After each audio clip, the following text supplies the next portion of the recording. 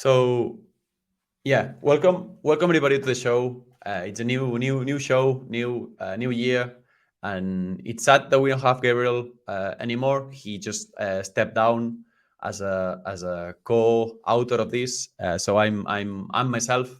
I'm going to try to run the show nevertheless, and I'm very excited to have the next guest here. But before the next guest, I'm going to present myself. I'm David. I work for Ahrefs. It's a SEO company.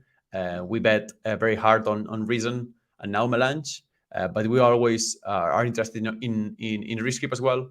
All our backend is no camel, and we are hiring. So if you are looking for your next role, please join me or ask for the careers page. So ahrefs.com/careers.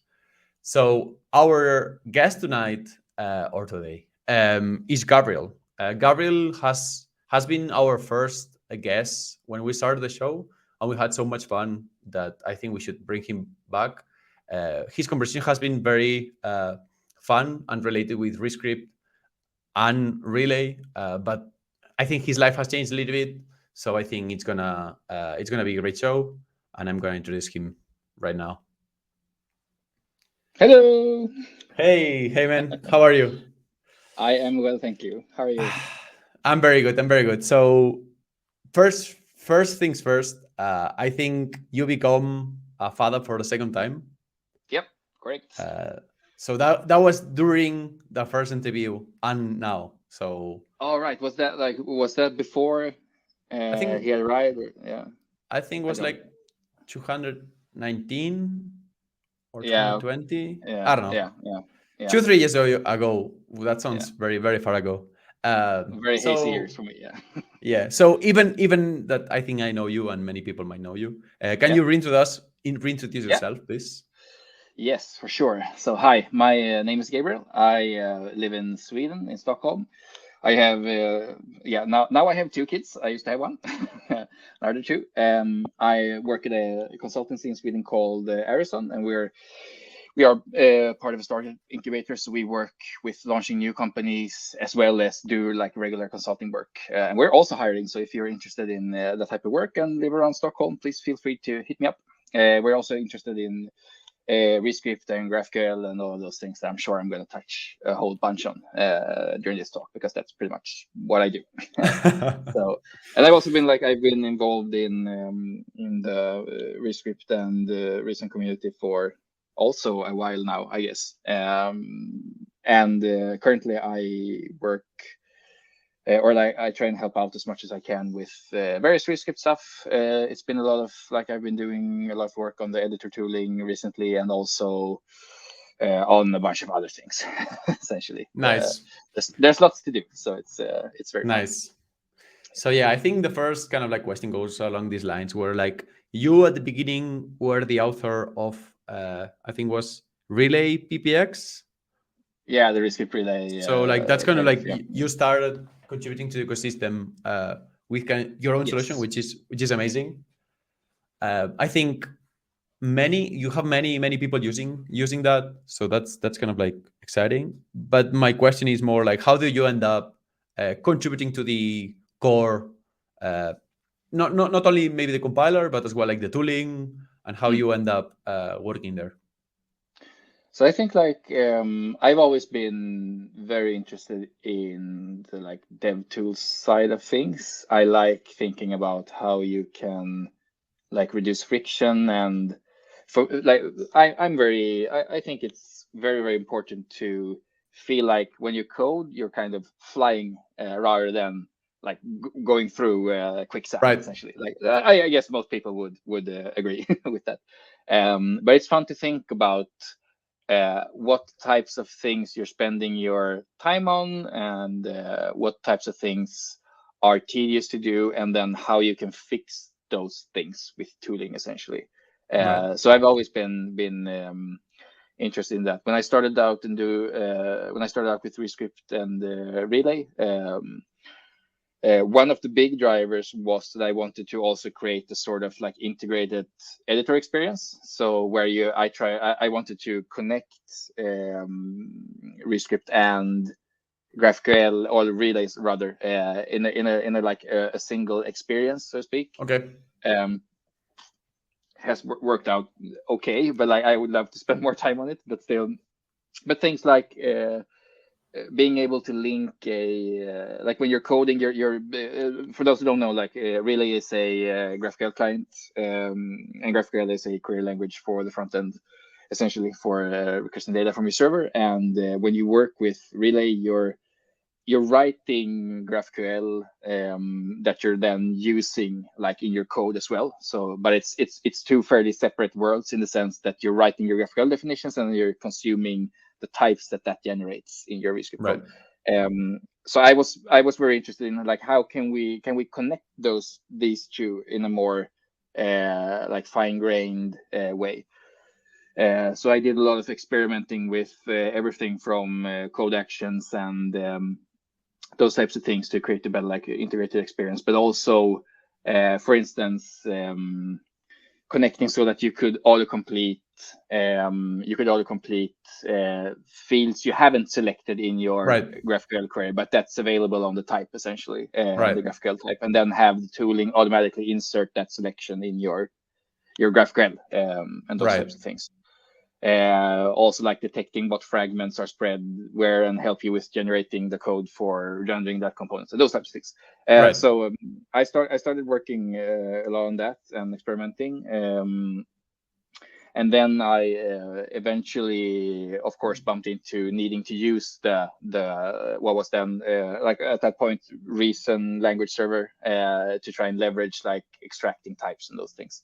Right. But I always had like in the back of my mind that I should be able to do this like closer to the source, not like I did like horrendous things. I still do horrendous things in my VS Code extension for ReScript Relay, where I essentially call the ReScript tooling to produce this like a string for hover, and then I go through that string and try and figure out what type it points to, and then I can connect that to a the GraphQL operation. Like that's interesting. Yeah. Yeah. So would you say that?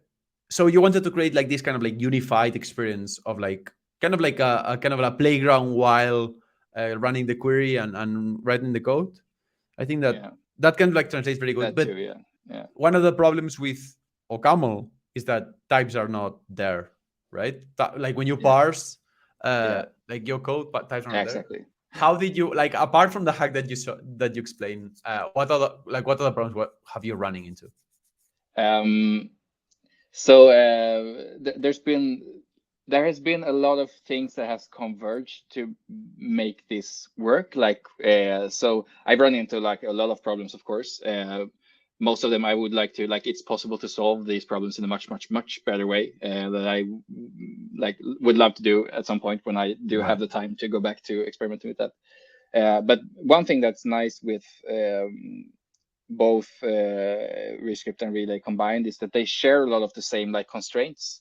So for instance, as well know, like you got to have globally unique module names or file names in ReScript, and it's the same in Relay. Like you got to have globally unique operation names and fragment names, and they have to be based on the file name. And all of this is because Facebook has their haste or whatever they call it module system for JavaScript, which works the same way as or like in concept at least works the same way as the ReScript and OCaml module system does, where you have globally unique names and you can import them without specifying the paths.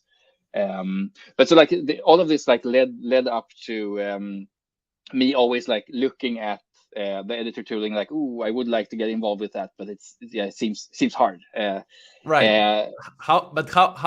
did you break that? Like, what's the path to get into contributing? At least what have worked for you? Yeah, so like I think when the initial version of the editor tooling for ReScript, when the split happened, and also like the tooling split happened, when the initial version was published, I had I looked at that a lot because it was still fairly like contained in the sense that I had there was a shock for me to look at this and eventually understand it. Like, Okay. because it wasn't like, it was a lot of code, but not terribly much Right. code. It was like too early. It was like too baby, right? Like too early that you Yeah, could understand it. Okay. exactly. Yeah, But my that's a good first comment. problem was that I didn't like, I didn't understand OCaml syntax at first. So that was the Okay. first and biggest problem for me.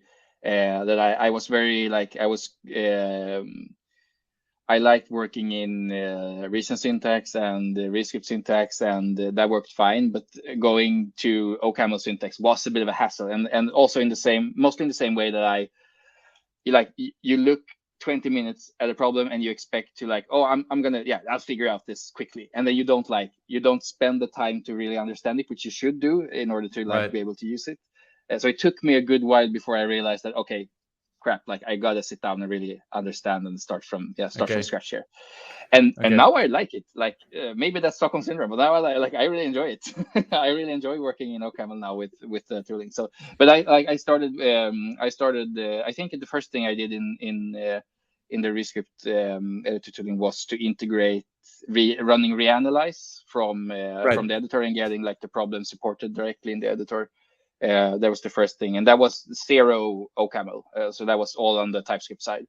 So that was interesting. And then I started like slowly looking at what Cristiano was doing when he was building new stuff and trying to piece things together. And I think I started fixing a few like very easy bugs, and then I got kind of sucked into it with I guess Right. I nerd sniped myself to try and understand and fix a bunch of things that I wanted for myself, like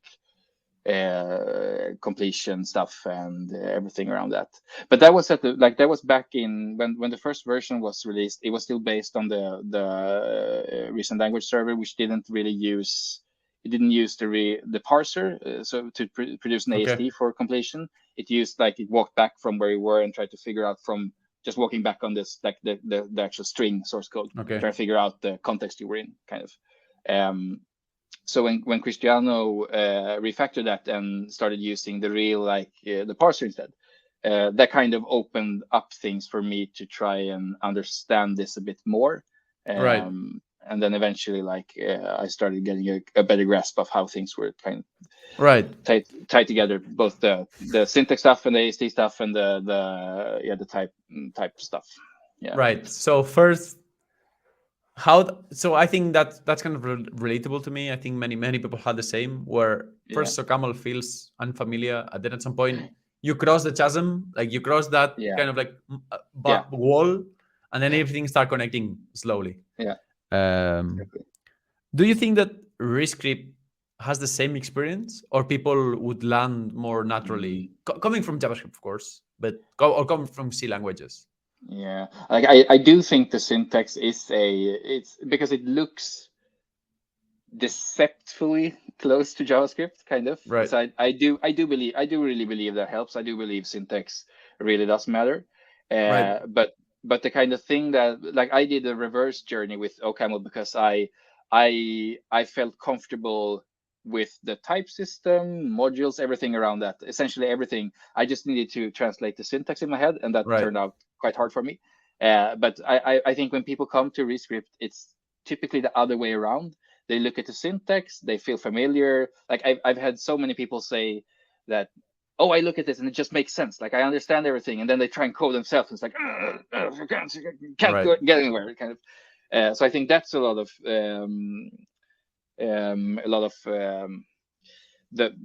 the problem that we need to solve in a better way, like gently introducing people better into that part of it.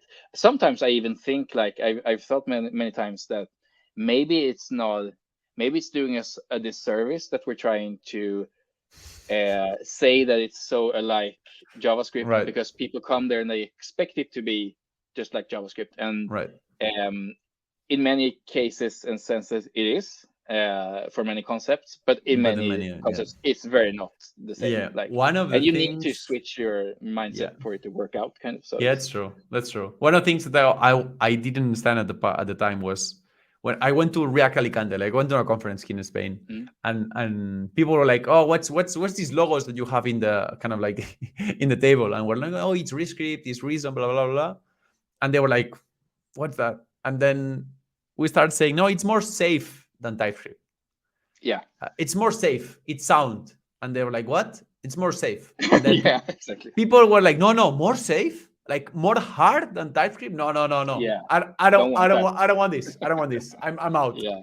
And Yeah. he was like, "No, no, it's the opposite. It's like way more Yeah. simpler." And they were like, "Okay, you're tricking me. Like that's kind of like that's lying, you know." Like I have simple, told that's that, JavaScript, right? yeah, I have told that types are hard. Types should not be simple, Yeah. and we had like so much fun. But that Yeah. was like the initial reaction for sure.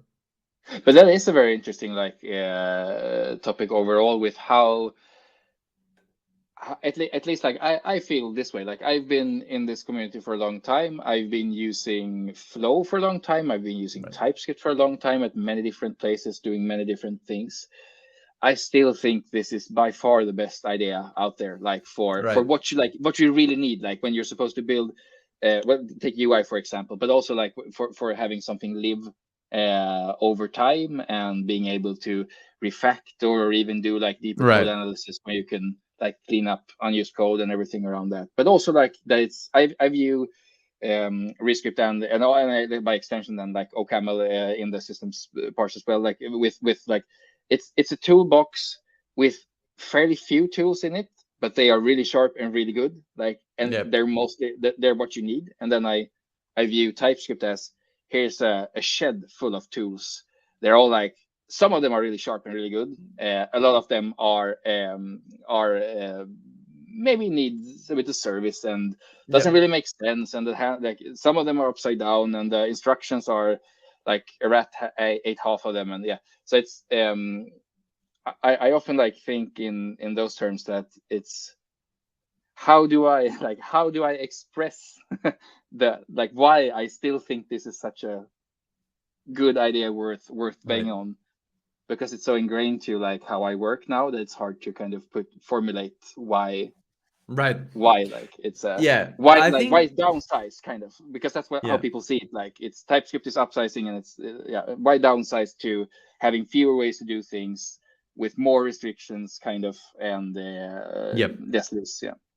Yeah. So I think that's a mandatory question. I think I have my own answer, but how would you convince your boss that first, like a niche programming language is a good idea, Yeah. and then Yeah. secondly, why ReScript is a good niche programming language? Yeah. So the niche programming language, if you put it, depends on what context. Like it's if you put it in the context of building a React app, I believe the stakes aren't really that high. Like you're still betting on React, and the like the transferability between regular JavaScript or TypeScript and ReScript for React is like very high. They're still very similar. But you also have everything around like gentype and just that it's still just JavaScript. So you have a fairly easy way out. I mean, it's Right. not like you're not gonna commit the generated files and then start editing them probably, but still like there is a way to transition away from this if it doesn't work Right. out. And there's a good way for these two technologies to live side by side, which is probably what's going to happen anyway. So I feel confident in that discussion, at least, that it's still a bet. Like of course, like there's Right. no way around it, but it's not as big of a bet that I think people think it is when they look at it first, because you have so much overlap with that Yep. React, for instance. As for convincing why how like using a niche language overall, it's I guess it depends on a lot on the context again, but my experience of like I am basically the like niche person. Like I the same with Relay. Like it's Right. also a niche that's hard to get into. I still think it's a great idea, even if it's a niche, Right. just because the ideas are so good and sustainable in my mind that they pay dividends over a long time, essentially. So, but it's hard to convince people based on this, because you need them to to think not immediate gratification, like this is super easy to get started with, and then everything just flies, and then you break down a year, and it's that way around, kind of like, yeah, it'll be painful. Like this is how I typically say with Relay, like it'll be painful. Some parts of it will be like you won't like some parts of it, but it'll be like constant pain. Like you'll start at this level, it'll be painful, but it'll stay that painful for like years, and maybe it goes up a little, maybe it goes down a little, but that's it. Like because it's built for solving the issues that you're gonna have in 6 months, 1 year, 2 years, 5 years. So it's like constant pain. Whereas other solutions like typically start with zero pain and lots of hype and lots of cool stuff. And then when you get into sufficiently complex things, a year in, when you're already like heavily invested, things break down and you spend an awful lot of time on working around things or wrestling with the framework or whatever it is, performance issues, yeah, everything. And I view like ReScript the same way, essentially. Like it's going to be painful probably in the start to learn something new, but like the ideas that power the way you're going to build stuff with ReScript aren't like new in any way. They're tested and tried. The foundation of it is very tested and tried, and I feel like sufficiently comfortable also explaining why like all of these things add up to something that's going to scale much better in the long run. Like for instance, just the thing that you can everything's an expression, you can assign switches and ifs to things. It's like you once you start using that, it's hard to go back to having nested ternaries or having variables to populate higher up and everything. And also the same goes for piping or for pattern matching and everything. Like it's so hard to live without it once you've really ingrained how to work with it in your, I was gonna say soul, but that's a bit too much. But like your spine. Yeah, Let's say spine. Yeah. So when you land in other languages, so if you land in TypeScript, are you coding as if you were in ReScript? Do you accidentally fall into creating a lot of switch statements that you were not creating before? Are you running away from dynamic objects and those kinds of things that you don't do in ReScript? Yeah, I'm at the stage where I forget to write return a lot, so I have weird bugs where I like things return undefined. I don't understand why. Like and I spend way too much time trying to like, oh, it's the return.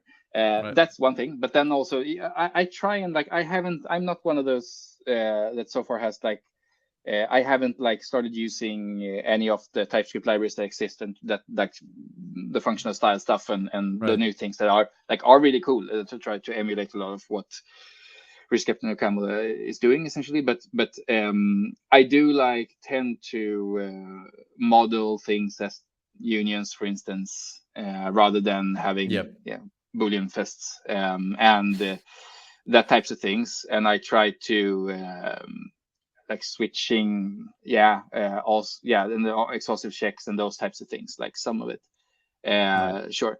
But I do try, like typically I try and stay close to the style that's currently in the code base, and that's typically not the same style as you would write in ReScript, for instance. So I'm not writing the like what do you call it, immediately invoked functions everywhere just to get return expressions, everything. Okay. Not to a certain extreme. Nice. Yeah. So talking about like your efforts in ReScript, what have you been working with? What's on your plate? So right now I work as much as I can with ReScript Core, the new proposed like standard library that we announced a while back.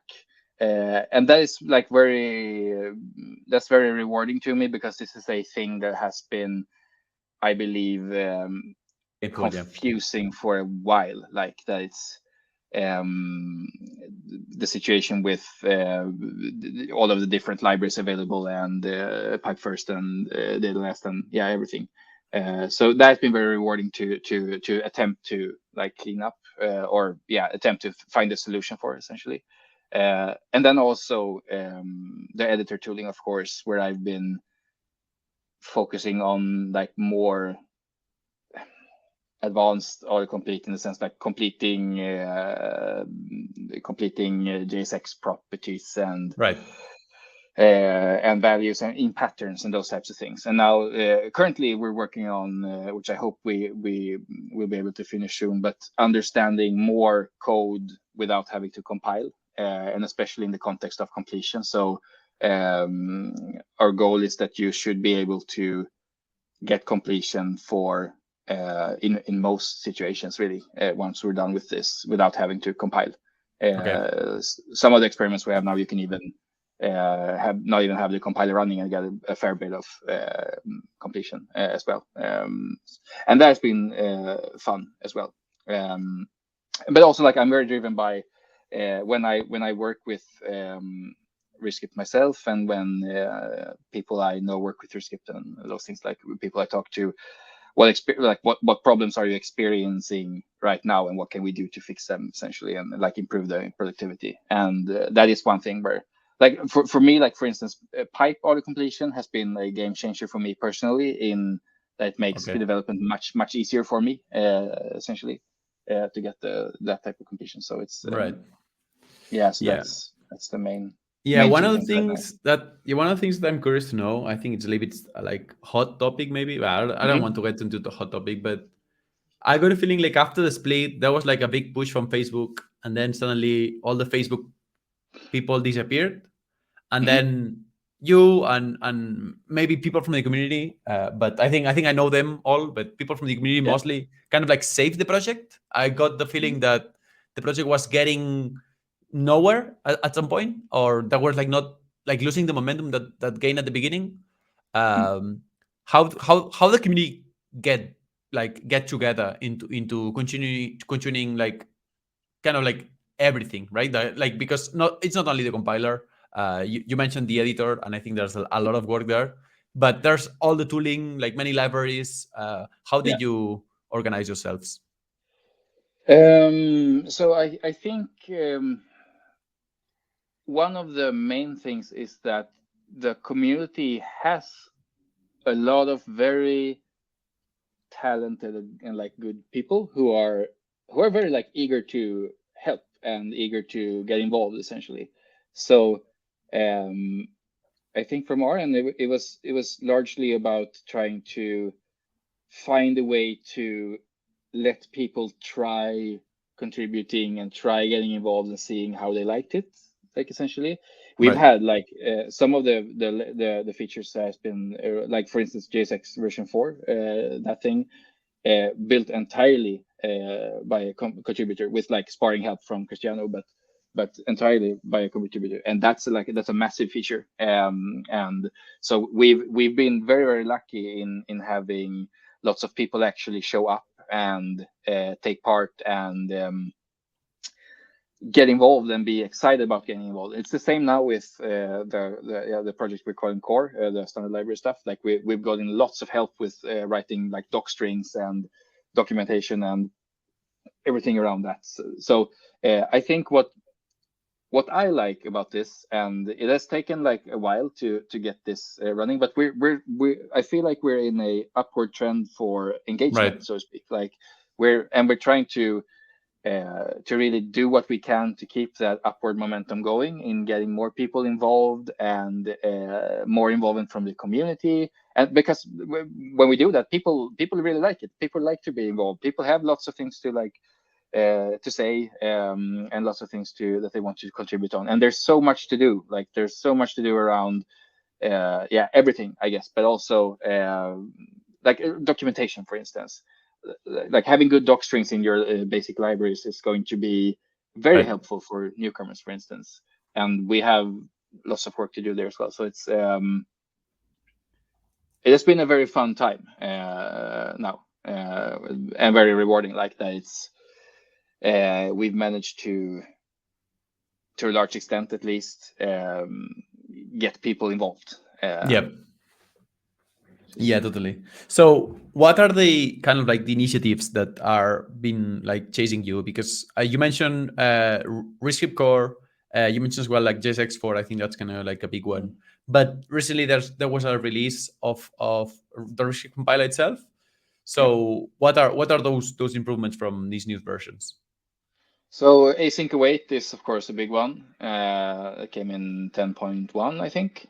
Um, there's been a lot of other work around stability and improvements and other smaller things. Um, so like there's lots of going on in the on the compiler side now as well, and also for the next like major version or what you want to call it. Um, so there's like a fair bit of there's also like some initiatives going on for better support for, or rather like real support for dynamic imports, for instance, Right. being able to do that natively in the language more, so to speak. And then there's I don't believe that work has started, but there's plans to work on a JSX preserve mode, so it would be easier to use something like solid.js, for instance, or anything else that relies on actual like JSX syntax Right. to work. Those are I'm very excited about those things, just because that would open up a way to use solid, for instance, which I would personally like to try, or Right. see how that works. Well, so. Right. Yeah, that's an interesting question. How you see, like, there has been a debate, of course, like a little bit of Twitter drama about the signals and about like Mm, what it is React dead, and all yeah, these kind of like, I don't know, kind of like clickbaity things. yeah. But I think what could be interesting to ask you is how you see all these patterns that rely on mutation, on rely on proxies, or even Mm, rely on sending on the wire like yeah. strings as quick JS. As quick, sorry. How you see these patterns play with ReScript? So there are like definitely challenges involved in that, since the compiler is free to optimize whatever like JavaScript outputs, it can sometimes break reactivity when it relies on proxies, for instance. Whenever it Right. reassigns a property, reactivity is gone essentially. So that's probably something that um, hopefully could be in some way addressed. I'm not sure how, like, because it's like it's a bit of a from outside of the JavaScript world, it's a bit of a weird pattern that you're essentially forcing you to not to work in the pattern you want. But that's interesting for sure. But probably some sort of solution would be needed for that. Right. I think it's fun that it's so much talk now. With there's so many new frameworks, so many new ways to do things, and we really like rethinking a lot of things around like data fetching and server components and all of those things. I think it's nice, but it's like whenever I have an operating system upgrade that the computer wants me to do, I wait a year or so. Like I like to Right. I So like you all of like the you like this table, like the LTS version, right? yeah, exactly. Like, yeah, in Right. in these situations I really am like I think it's all of these things are probably going to be very cool, but I feel like front end development, or rather like front end Twitter, I guess, it's so hype driven, Yep. that it's hard to there aren't very many nuanced takes, often because like the new thing, that whatever is hyped right now hasn't been tried that long, of course. And like I was saying before, with both the ReScript and Relay, I like the long, the long kind of the large picture and the long time frames for how things work out. Right. Um, and I have my stack which I think solves a lot of the problems that I'm comfortable in. So for my own sake, I'm not really. I look with excitement on all of the new stuff, but I'm not I'm not like super eager to switch to something unless I understand it really is a lot better for various Right. reasons. Yeah, it's true. One of the things that kind of like got me into attention is like all these patterns that supersede React on a way where they introduce server. Like Mm, one of the biggest difference, like in any solution you look into, is that they prioritize leaving the server. Um, yeah. I know it's a hot topic, but would ReScript consider something else rather than Node?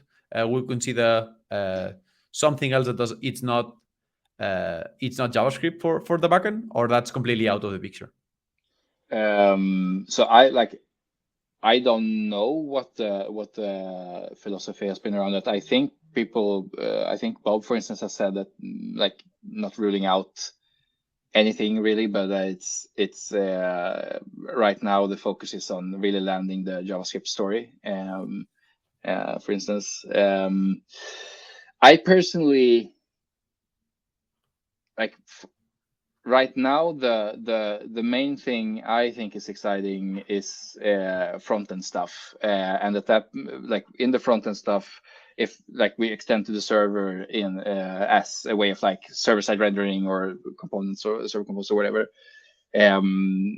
there's probably going to be a lot more going on in the JavaScript runtimes with bun, for instance, and those things. So I wonder if it's not possible to maybe survive on that for a bit longer as well, Right. depending on what it is you're doing, essentially. Right, that makes sense. That makes sense. But because what the next kind of like, I think the next milestones for ReScript, what are the kind of like in 3 years, how it's gonna look like? Do you guys have came up with kind of that vision, or do you have your vision yourself? Like we the absolute next thing is probably anchored by default, that we're working on for version 11. That I believe is fairly long. Like it has come a long way already. I'm personally very interested in. So recently I've been talking to a lot of companies who are using ReScript in production, and I tweeted about getting in touch with companies that do that. So if you're watching this and you're using ReScript in production at your company and haven't talked to me yet, please feel free to do. I'm very interested in like hearing what you're struggling with, what you're worried about, and also what's working well. Like so when I did that, I spoke to a lot of people who had various things they both liked and didn't like.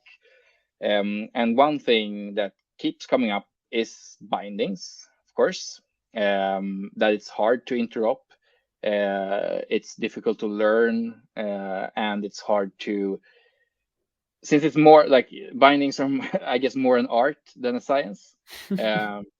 Right. I guess and also with all of the new TypeScript features and all of the new ways to write insanely clever type level code in TypeScript, things aren't getting easier either, because a lot Right. of the typings you look at it's not basic plain types, it's derived types on derived types on derived types kind of. I would like to see how we can improve the binding situation a lot, because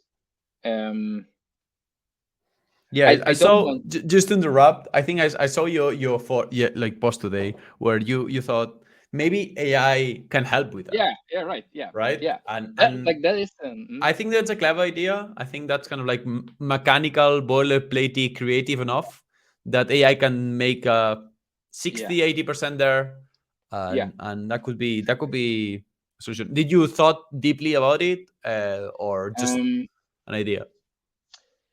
More just an idea, but I did like spar a bit with a few people around like how this could work, and looking at it, like for those that haven't read that post, it's about like can we train a language model to understand how to translate TypeScript definitions, for instance, or even like documentation pages could work as well, Right. to idiomatic like ReScript bindings.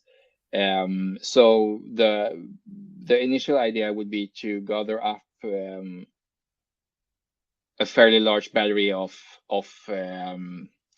good idiomatic bindings that are written from TypeScript bindings, essentially, or yeah, whatever format we choose, Right. and then train the language model on that, and then see how much we can get out of it. Because while there are a lot of things in the JavaScript and TypeScript world that is very complicated type-wise, there's also a lot of things that aren't. Like there's a lot of things that are just basically plain types. Right. And with a few clever tricks, if you can teach the language model that, you can model a lot of things, like in a sensible way. Yeah. I think that's a very interesting prospect because it feels doable. I guess is Right. the Yeah, if there it are looks like a way you can tools. do it around. Yeah, there are tools that don't introduce like the language models. Like I think Antonio shared the TS2 OCaml Yeah, that yeah, has been out there. Did you guys thought about like collaborating with them on yeah, creating a yeah. solid one? We've had quite a few like discussions and talked about that. There's I'm not sure if there are. We did land a few things in the recent versions that helped make it easier to generate this type of Okay. bindings. But no, yeah, for sure, we're talking to the TS2 Campbell people. It's a very interesting project and very Right. promising as well. I think, and also in the same like league where you would use it primarily to generate a base for something, and then you'd need to probably fine tune a few things. But it's I believe it's already clever enough to handle a lot of cases Right. essentially. Because Um, yeah, what's interesting for the bindings for me, or at least like the yeah, interoperability with JavaScript, is that if you come from Elm, like the binding story is like super easy if you compare it with yeah. ports and subscriptions from Elm, they're super easy. But if you come from TypeScript, JavaScript, kind of like there's no story there, just like Yeah. maybe a definition file, but nothing else. Did you guys thought about like a different syntax? I think at some point there was like on the Yeah, plate to change the syntax for the externals. yeah. We've tried to like get take a few steps back and see if we can rethink the approach a bit, where maybe we're throwing around ideas for like where you'd write more of a template rather than instructions in forms of decorators and those things. Okay. Nothing like we've just thrown ideas around so far. But at some point, like I guess we realized that one of the big problems with this is that the attributes is a better word, I guess, than decorators. But the attributes are quite like hard to understand and hard to. In the basic forms, it's easy, where it's like this is a module and it's this module, and you're pulling this function out of that module. Right. But in other cases, it's hard, and it's also it's a bit like some of it has a lot of features, and you can do a lot of cool stuff, like you can inline JSON and those things. But you can inline JSON as a like static argument, but why can't you just write the JavaScript you'd want yourself there, Right. or inline parts of the argument can be static, and then parts can be just whatever you want, the variable that you bring in. So like we would be looking to rethink is maybe not the right word, but think again on the approach a bit, Right. essentially, Right. where and see what like real world use cases we have where we can uh, support, better that those types of things.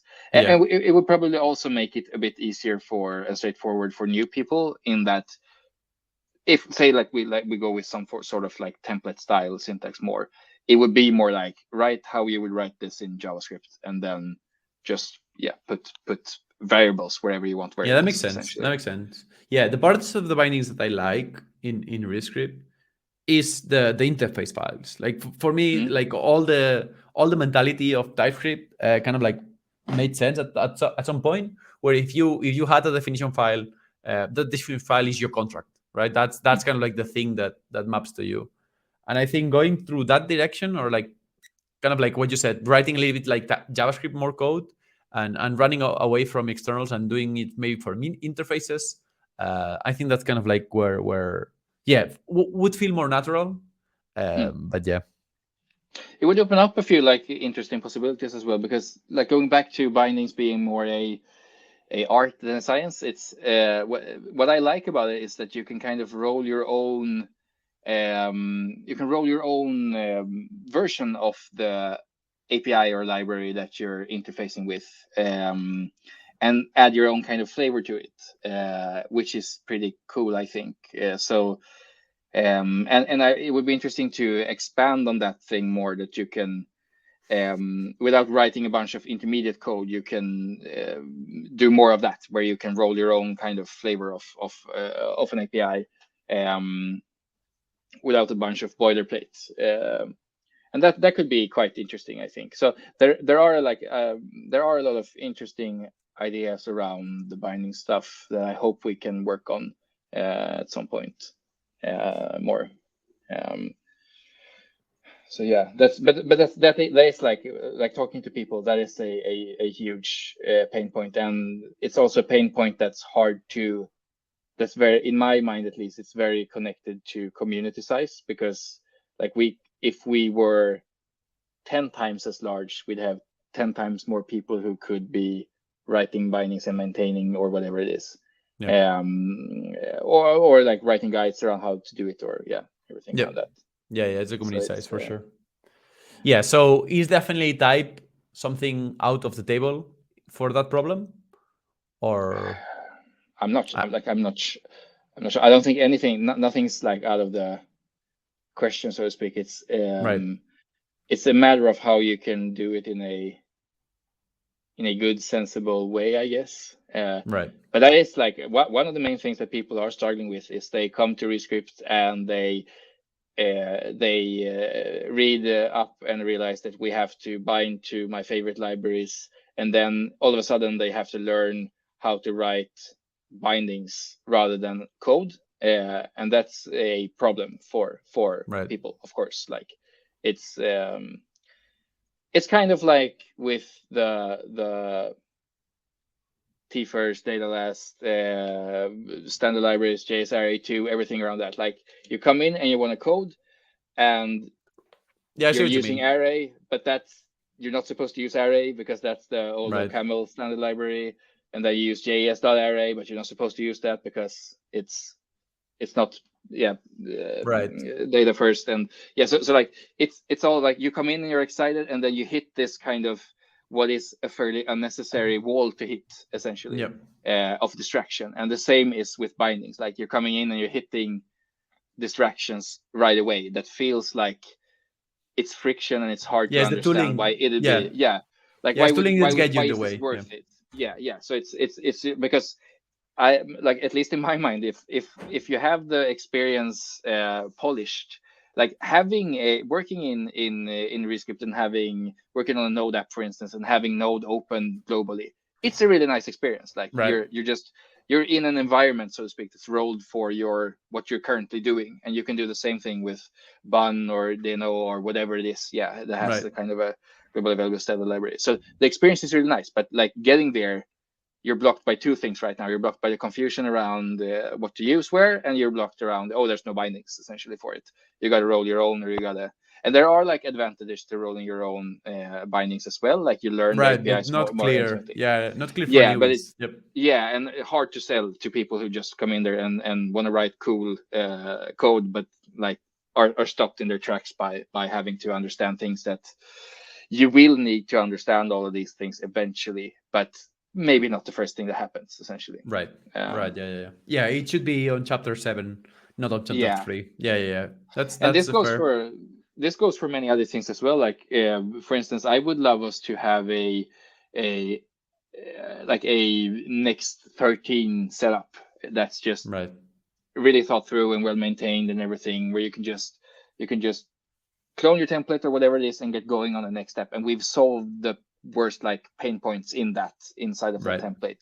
For instance, like how do you deal with the fact that you can't really have ReScript files as the file system router, for instance? Like we need a solution for that in some way. How we can like gloss over that, because I think that's what eventually is going to drive some sort of improvement in adoption, is that you need to show an experience where you're not getting caught up in stuff that removes your excitement about the really good stuff, which is learning to work with pattern matching and piping and whatever it is that you like is really at the core of the language and really nice. But right now it's too hard for newcomers to get there, I think, at least.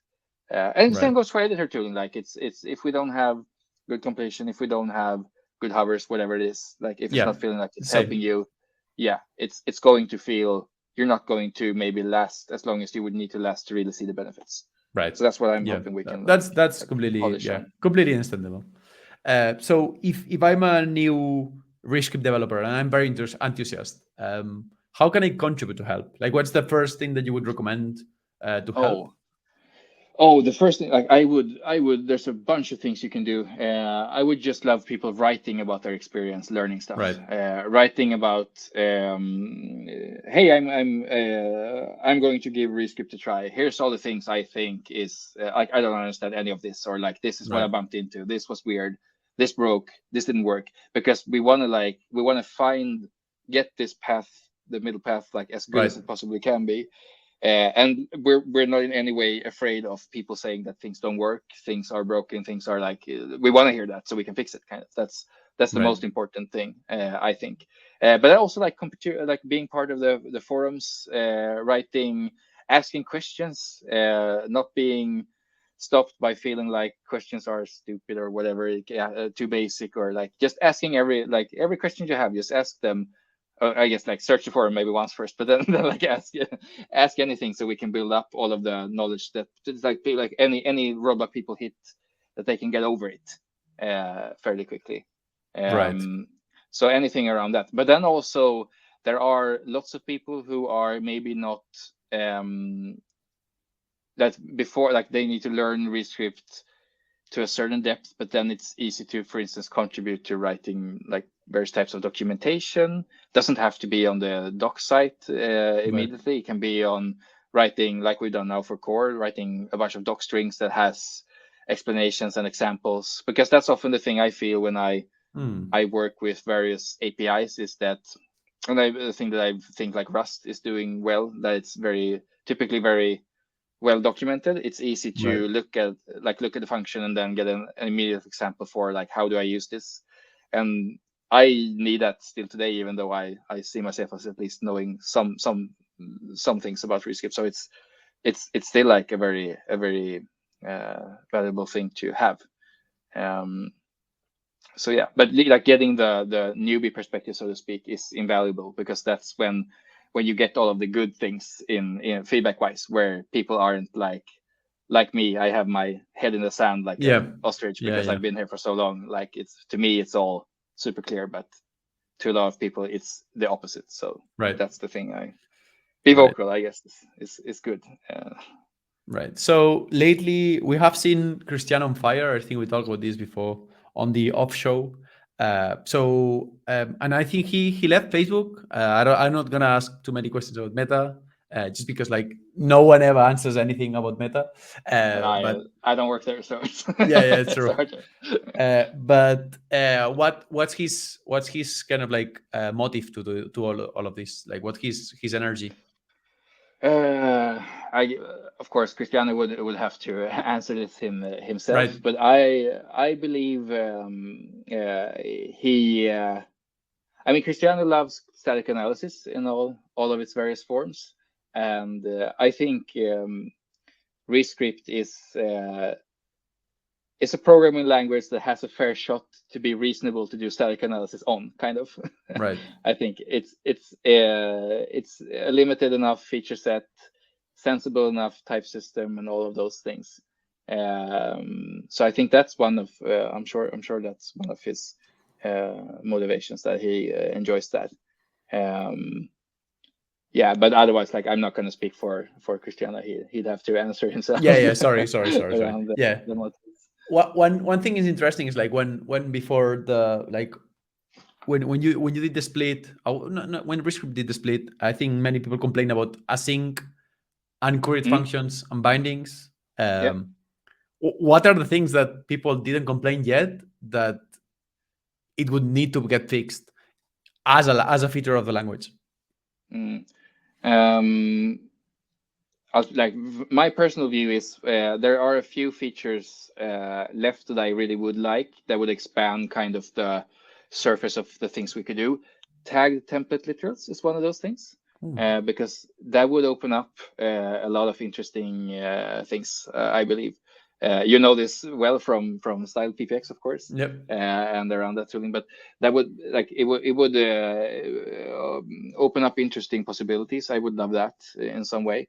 I still think like the binding story and also like Uncurried is they are being worked on, Uncurried more than the binding situation, of course, now, but they are still, to me at least, large big things that I would really like to have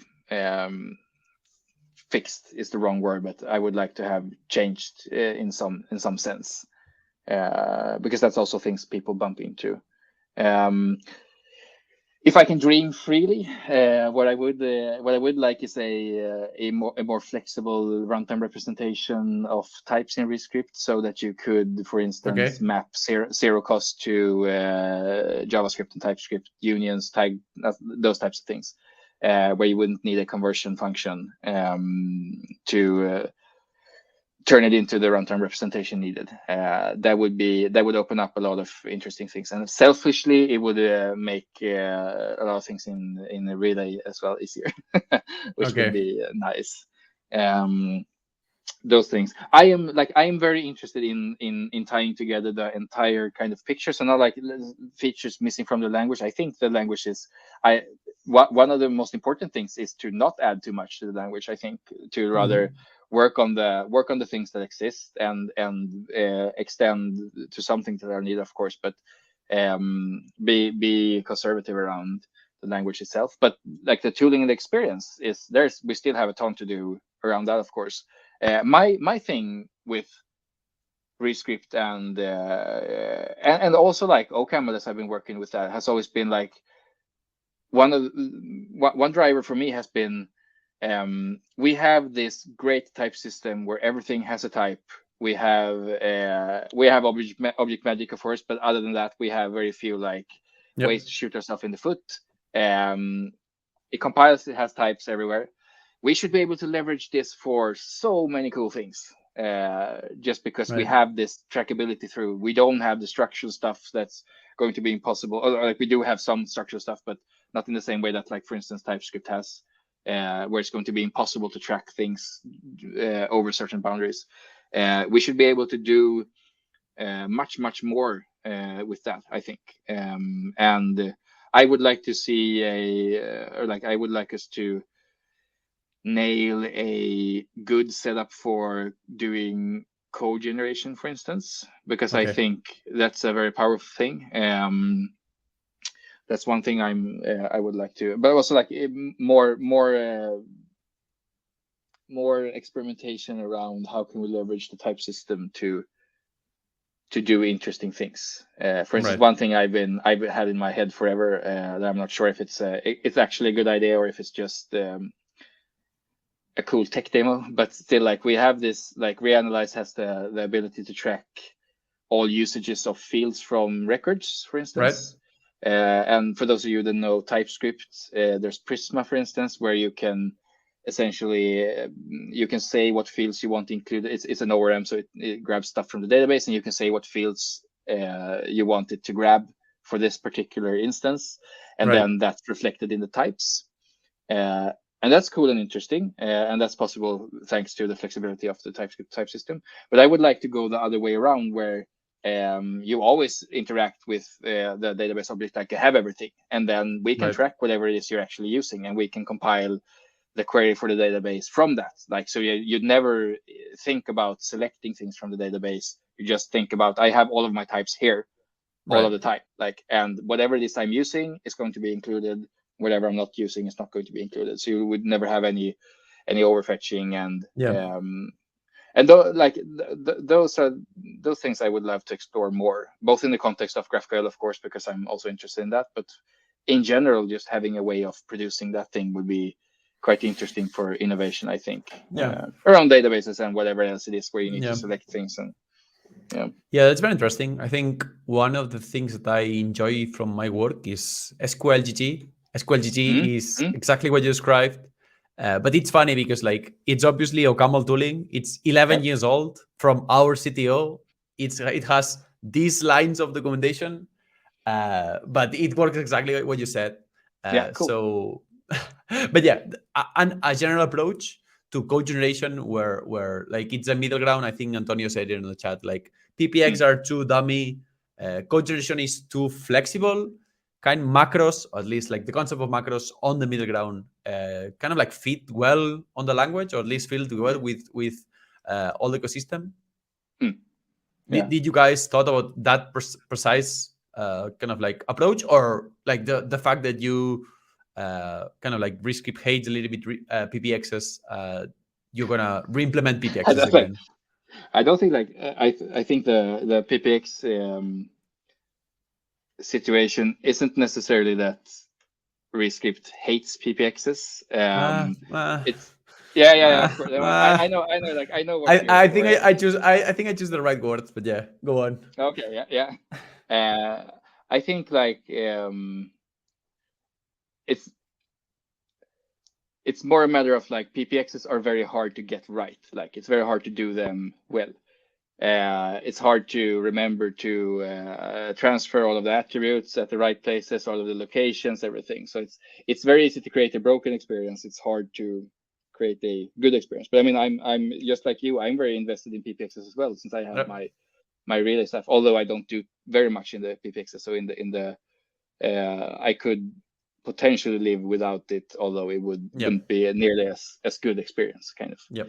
Um, no, like I don't like I think there have been ideas thrown around for that as well, but it's like priority wise, it's very far down the line compared to the other things we want to fix. Right. So there's no nothing concrete around that. Yeah, and at least not from what I've heard or anything. And it's Right.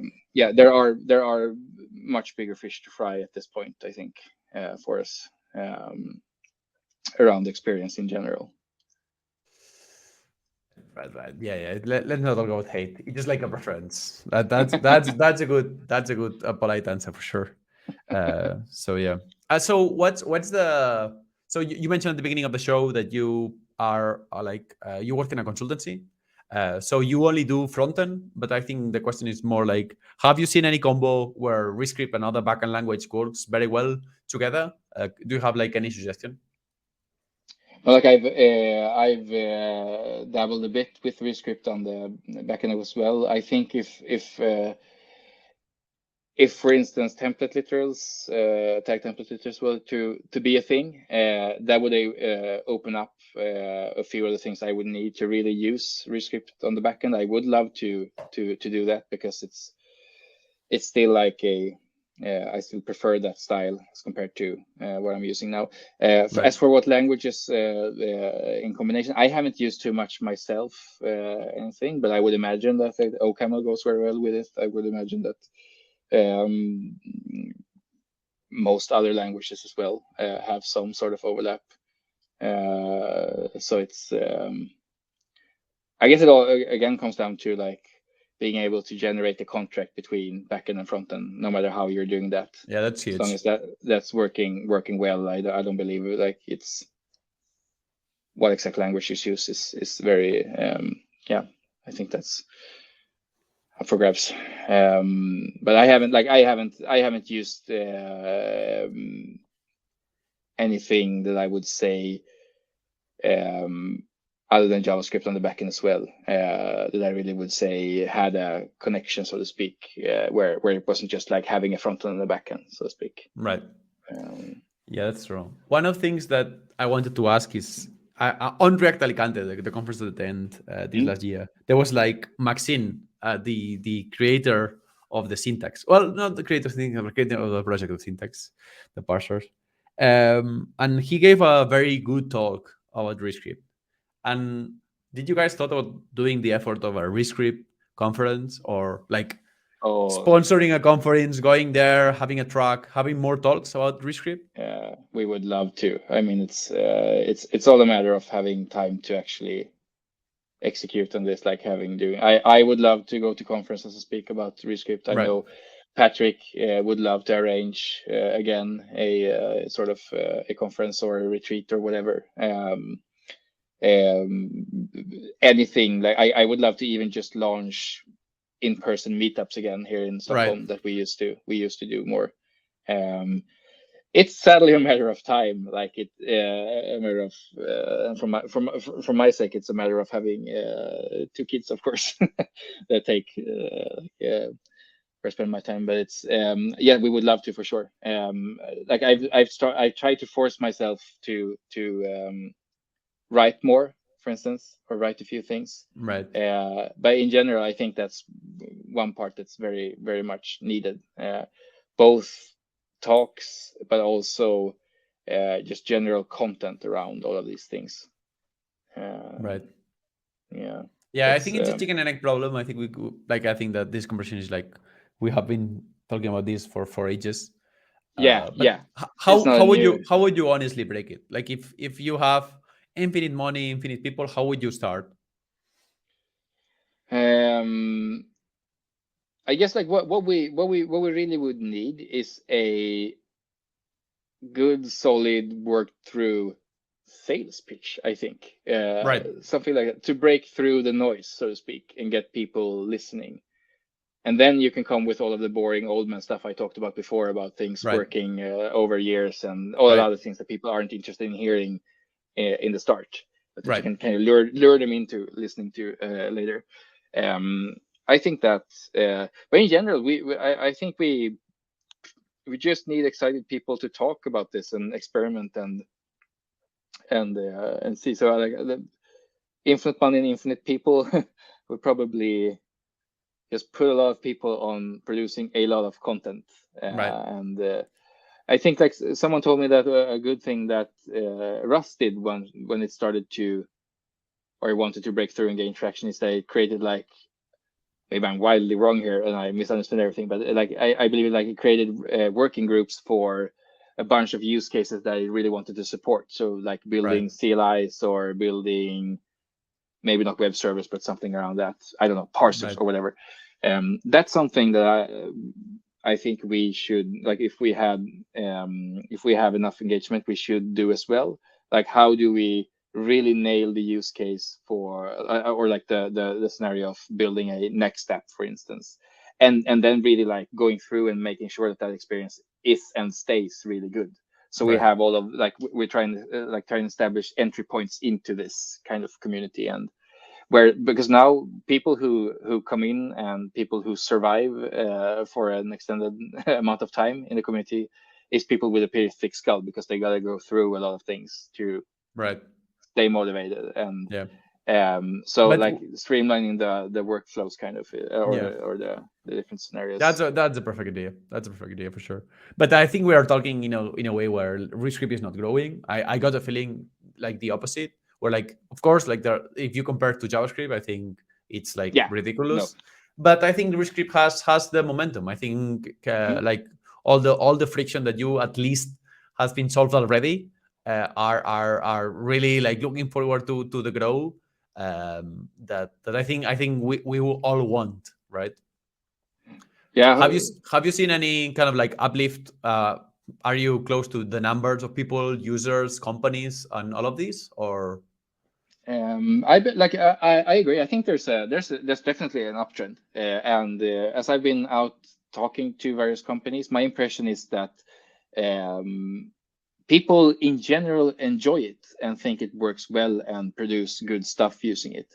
Then there's a lot of things around um, various things that people worrisome about, but I still like I agree. Like I think we have a lot of frictions solved already to some extent, at least, that we should now be able to get this going a little bit more. right? Yeah, I do believe it is growing as well, and like there's good activity on the forums, for instance. New people pops up very often. For my own project, like ReScript Relay, new people pop up all the time as well, and I know Nice. like a growing amount of companies are using it as well, and so and that's like one of the things I want to continue developing as well, like that, because that's a pretty easy entry point into. There's Relay, that's a niche thing, there's ReScript, that's a niche thing, but they are still like good ideas, both of them. Right. And like if you can provide a really good experience for using them. You can kind of bob and weave your way through a lot of friction, because Relay is such a large framework, so to speak, that when you pick Relay and use Relay, you typically don't use very much else. You maybe you need some sort of Right. other I think you need it's things a in the stack. periphery. It's Right. a stack more, yeah, Right. exactly. And since it's a stack, it's easier to, it's an opportunity to make the experience really good around it, and like delay the point where people start hitting these walls because they need to branch out and reach for things that aren't as well prepared in the like ecosystem as other things are, so to speak. So that's interesting, and I hope we can find whatever it is people do want to use, whether that's Next or if that's Remix or whatever it is, and provide a really good experience for those things.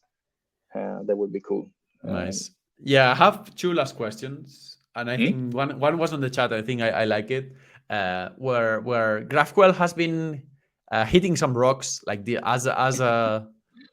Yeah.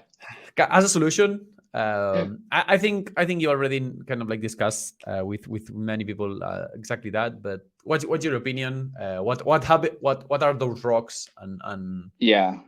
how would you So like defend?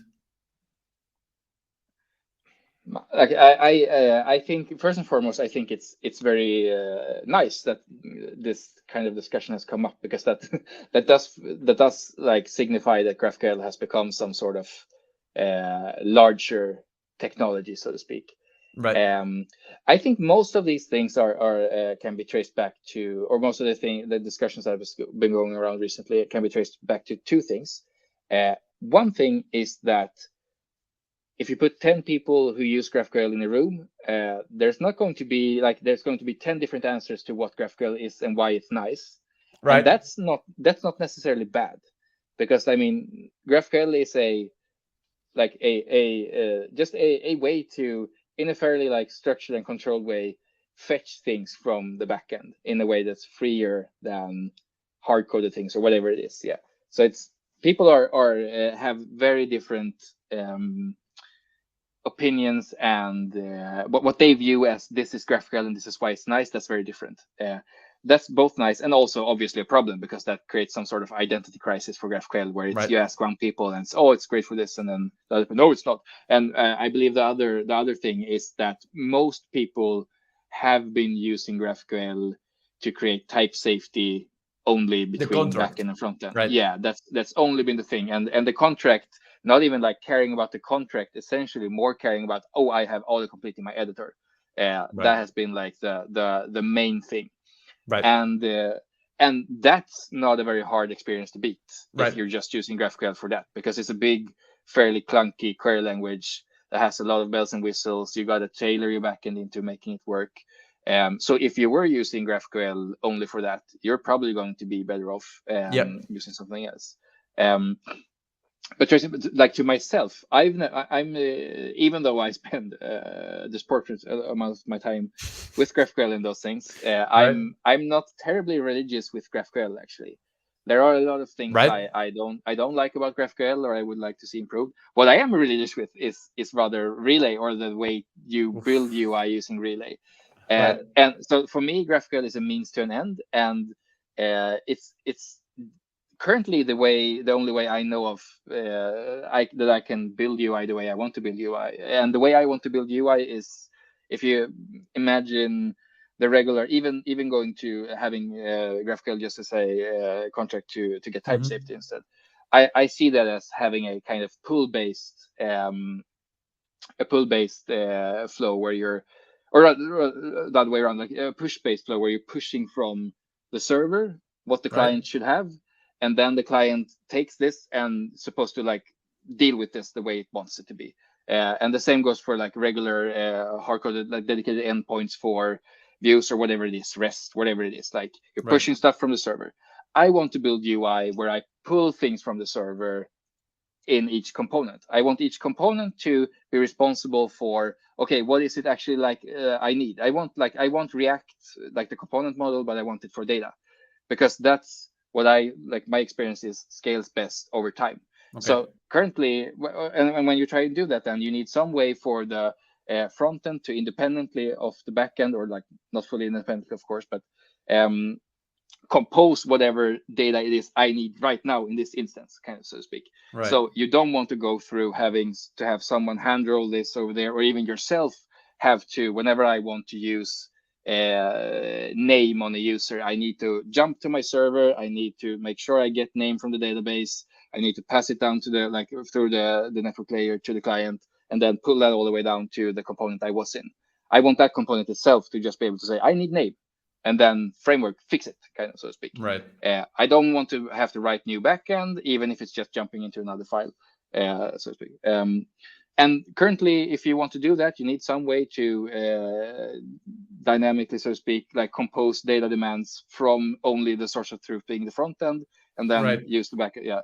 And currently that leads to having some sort of query language, and that happens to be GraphQL. So kind of that's my like involvement in why like GraphQL is right. So it's not as much the I like GraphQL as well. I think GraphQL is has a lot of cool ideas. I like I think it's getting a lot of flack now. That's like undeserved, so to speak, because it's easy to pick this little use case and then say that, oh, look, my thing that's dedicated to this solves this much better. And of course it's going to do that. So, but I like GraphQL in itself.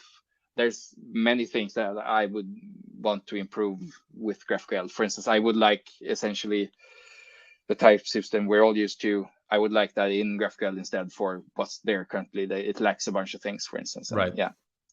So it's that's a thoughtful answer. I think I enjoyed it a lot. And my last question, which I think is going to be kind of like recurrent in the show, is like, have you heard about Melange? Are you keeping up with what's happening in Melange? Yeah, I do. Like from time to time, of course. I try and dip in, and lately I haven't been following super much, but I have been trying to keep tabs. And I speak to Antonio here and there as well, and I followed your work as well with recently I believe you're looking at server components, right? Or yep, those things. So for sure. Cool. That was my last question. So yeah, that's definitely a good ending. If you say thanks, like if you say that you follow my work, I think that's kind of like a yeah, I think that's a nice ending. Of course, yeah. Cool, man. So yeah, this show is gonna be recorded in YouTube. So thanks all for being here. I think that was the first show in a while, so we're gonna get a little bit more shows recently. And if Gabriel has something, like if he releases something exciting and wants to come to the show, he's gonna be more than welcome. So yeah, thanks for having me to come here, and I'm ending the broadcast.